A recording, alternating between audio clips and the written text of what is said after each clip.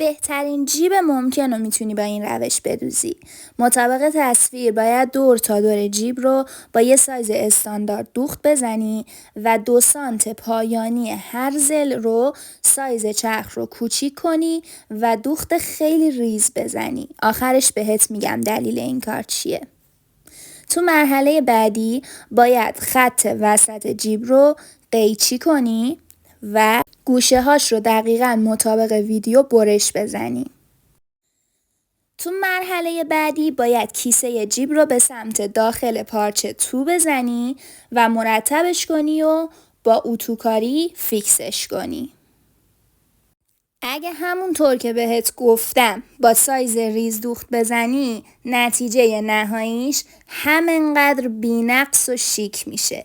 تو مرحله بعدی باید به اندازه دهانه باز جیب پارچه و کیسه جیبت رو به سمت بالا لا بزنی و دقیقاً روی دوخت قبلی رو دوخت بگیری.